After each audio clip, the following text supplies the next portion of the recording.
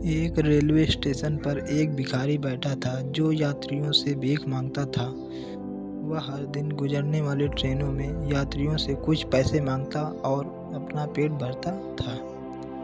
एक दिन उसने एक लंबे सूट बूट पहने अमीर व्यक्ति को देखा। भिखारी ने सोचा, यह अमीर आदमी मुझे अच्छे पैसे देगा, और वह उसके पास गया। भिखारी ने हाथ फैलाया और कहा, साहब कुछ दे दीजिए, भगवान आपका भला करेगा।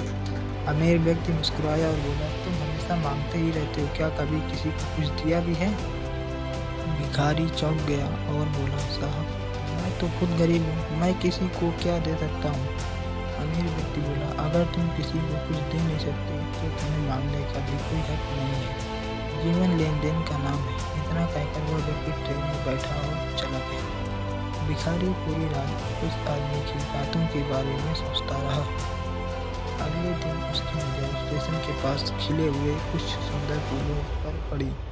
उसने सोचा, अगर मैं भीख के बदले उन्हीं लोगों को फूल दूं तो कैसा रहेगा।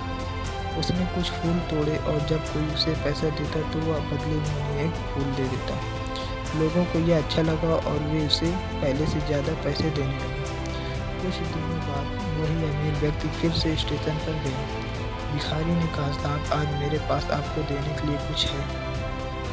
अमीर व्यक्ति ने कुछ पैसे दिए और बदले में भिखारी ने उसे फूल दे दिए। अमीर व्यक्ति हंसकर बोला, अब तुम भी मेरी तरह एक व्यापारी बन गए हो। यह बात सुनकर भिखारी के मन में एक नया आत्मविश्वास जाग उठा। उसने सोचा, मैं भिखारी नहीं हूँ, मैं एक व्यापारी हूँ। कुछ ही महीनों में उसने फूलों का व्यापार शुरू कर दिया। कुछ समय बाद वह फूलों का एक बड़ा व्यापारी बन गया। 6 महीने बाद वही दो व्यक्ति एक बार फिर से उसी ट्रेन में मिले। पूर्व भिखारी ने कहा, साहब आपकी वजह से मेरी ज़िंदगी बदल गई। लंबा व्यक्ति मुस्कुराया बोला, तुमने अपनी सोच बदली और ज़िंदगी बदल गई। कहानी की सीख, अगर आप हमेशा खुद को छोटा समझेंगे तो कभी बड़ा नहीं बन पाएंगे।